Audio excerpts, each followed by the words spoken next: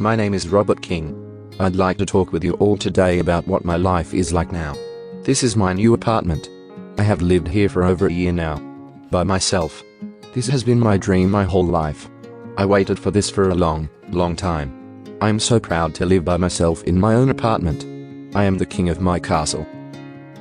I am a man with ideas, ambitions, love and humor. I am very determined.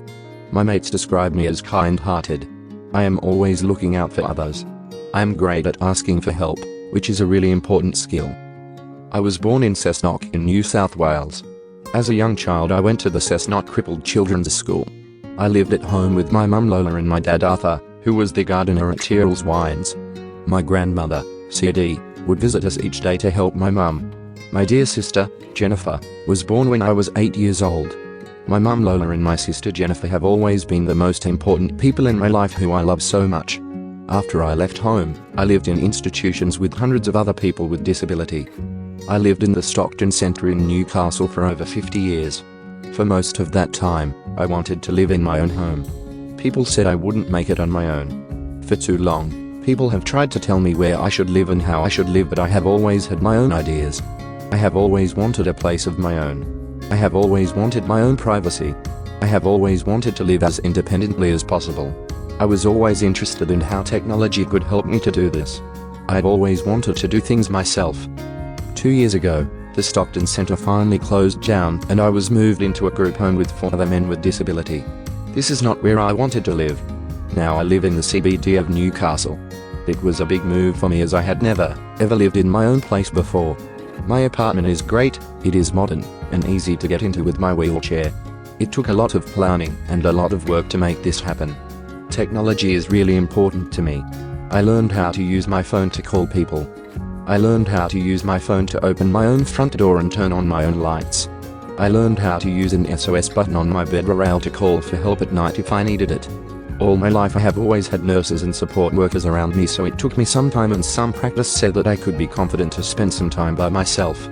But I always knew I could do it. I interviewed my occupational therapist, Leander, about the things we worked on so I could do more things for myself. So I'm your occupational therapist, and we met about 4 years ago when you were still living at the Stockton Centre, and I was just looking at some equipment that you needed. At the time we were looking at new bed and mattress and a new shower commode. And then we started doing some transition planning for Stockton closing, and where you were going to live and what your life was going to look like after living in Stockton for 60 odd years. So you moved into a group home where you were still not happy in that environment, and your team was working with you to try to help you to live more independently. So then you found this accommodation, and we worked on what skills you'd need to live independently here, and what that could look like for you, and what sort of skill building we needed to do, and what equipment you needed to make sure that you were safe in this environment and that you had everything you needed to come and go from your unit as you wanted to, and to be able to call for help when you needed. So for you, that was some systems that we use overnight. So this is a mount that we put on your bed overnight that you can push to get a call to your on-call support team. So you push that with the back of your hand, or your nose. Sorry, you use this one with your nose. So it's mounted close to your head, so you can call for help at night, and that then alerts your staff that you need some help, and they'll talk to you over the loudspeaker. And we have this little voice output switch that's mounted lower on the other side of your bed for you to hit with the back of your hand, and it has a voice output to then get your clock to tell you what time it is, so you know when your staff are coming on, how long it's going to be until they will come into the morning shift. Other technology you use is the mounting for your iPhone, which has been super important for you to be able to call people and contact family and friends or your supports when you're out and about. And you're mounting for your video camera that we're using today, and you've got a mount on there also for a fishing rod, for if you feel like going fishing. And getting in and out of your unit has been the other big thing. So your home is set up with home automation, and also on your phone you can open and close your front door. Leander, what is important when taking risks? Given the opportunity to take risk, as we all do, you and I are entitled to take risks in our lives and to learn from those risks. I guess for 60 years of your life you probably weren't given opportunities to allow you to take risk. You were in a safe environment that looked after your needs, but you weren't given the opportunity to take risks and to make more choices in your life. So when you were doing some access around your local community, you and me went for a walk and had a look at some of the things in your environment that could be riskier. So crossing roads in certain areas that are not as safe, and some limitations you've got with your neck control. So we talked about ways to make you safer in doing that, but allowing you to still have the access that you want, to go where you want, to jump on the tram and head down to the beach if that's what you want to do with your day. Some of the things we've done to make that safer is you've got a high-vis vest that you pop on your chair, and also using your wheelchair mechanics to actually turn to have a look at traffic instead of not being able to see that with your blind spots, not being able to turn your neck that far. You know people in your local community that are keeping an eye on you. You pop into the local food works where you've got a friend there that supports you and helps to problem solve. When your mount was broken the other day, he helped to super glue it. Oh no, your nose control, wasn't it? He helped to super glue it back in place. And we've done some work with making you feel confident in those things as well, to allow you to take those risks and to feel as safe as possible while doing it. The technology is great, but it is only a small part of what makes my life so good now. The most important thing for me is that I make the decisions about everything. I am in the driver's seat. I decide who comes through the door and what I do with my time. My privacy and freedom are so important to me after years of living by other people's rules. I also love having time by myself, getting out and about on the streets of Newcastle, meeting people. My world has opened up now and I am able to get out and about and do things I want to do. My passions are music, traveling, making TikTok videos and spending time with people I love, especially my family.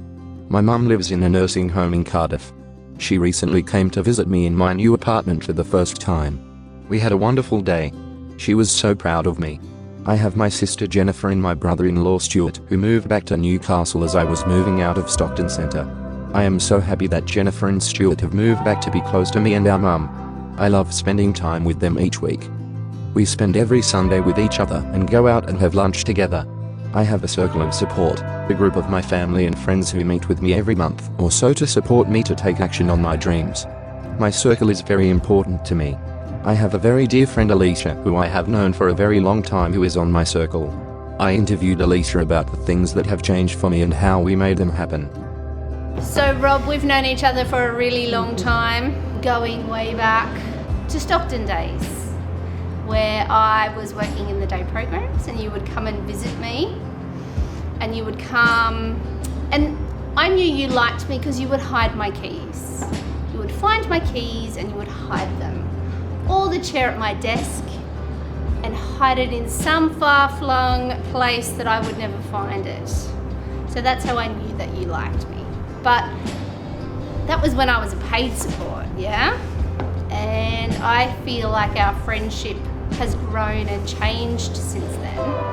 Because since then, you've had a lot of change in your life, where you've moved out of Stockton Centre, tried a group home for a while, you decided that wasn't for you, and now you're living on your own, in your own apartment.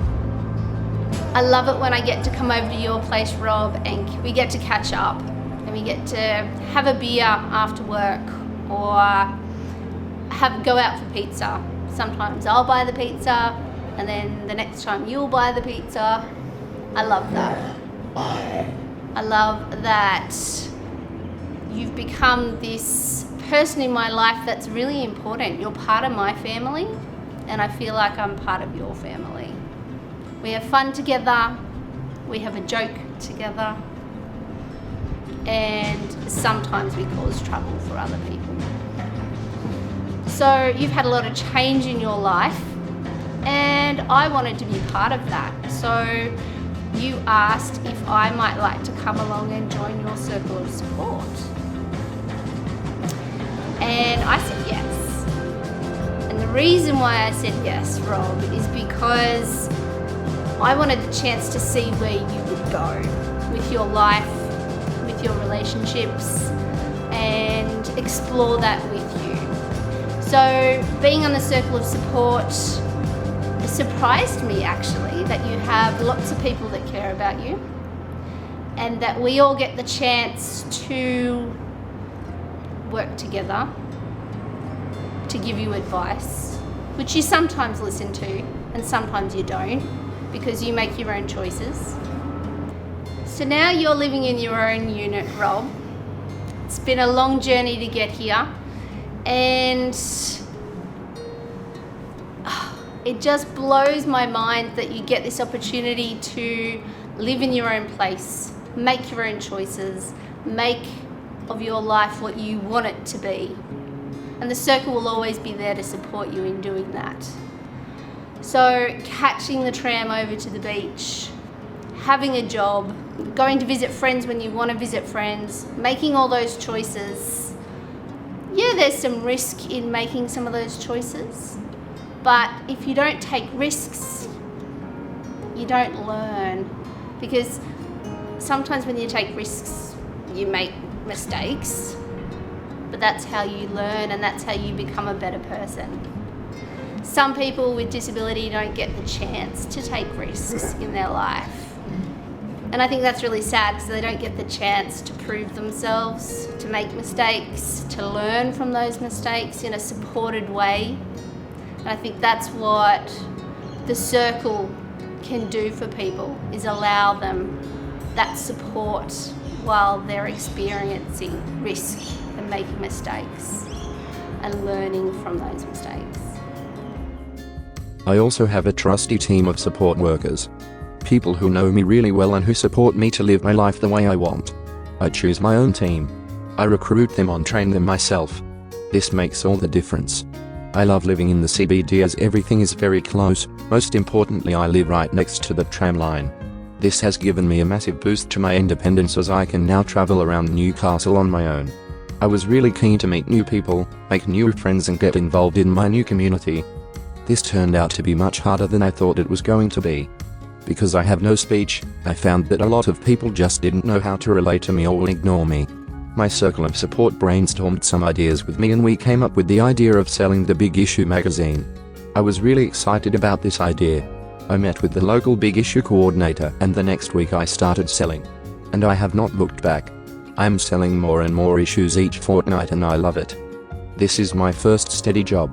My favorite part of the job is when customers stop and chat. Selling the Big Issue allows me to openly start conversations when previously people found it difficult or didn't know what to do.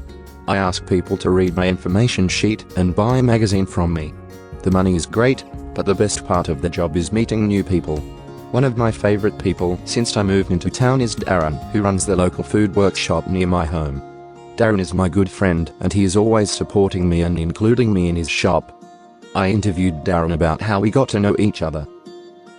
I remember you whirling in here on one of the first days and we did the introduction, and then a few days later I received an invitation in the mail for a housewarming, if I believe that was right. And we came over there and had a lovely barbecue and a few drinks and got to know each other a bit better. And now most days we spend a bit of time together in the shop. What are the things we do? We do lots of ordering together. We move around the shop and look at the produce or the meat section, and Rob points out things that are missing and tells me how much I should order, whether I need more, or and then you're also a pretty good help on the delivery days. When the pallets of stock show up, you get the young staff here to load the top of your chair up, and you usually take things like the boxes of chips and stuff like that down to the shelves, and you like to help putting the special tickets out. I'll tell you what you're good at is if there's a leftover box sitting on the ground that needs to go to the back door to be put out in the recycling, you'll push along the ground with his chair just to help out. So they're probably the key things that we do together in the shop. And then I guess Rob being in the shop, spending time here, people are recognising him, they're getting to know him. Rob and I have a saying, there'll be some customers who are coming to be really friendly, there'll be some other customers who aren't too sure whether to say hello or not to say hello, and some of them are just plain arrogant at times, aren't they, Robbie? But we have a bit of a laugh when they leave, and we always say, it doesn't cost much to say hello, does it, Rob? That's our favourite saying. Because he's so active in the community, at the train station, coming to the shop, just generally around Wickham, getting on the light rail, going up to the beach, people recognise him because they see him on a day-to-day basis.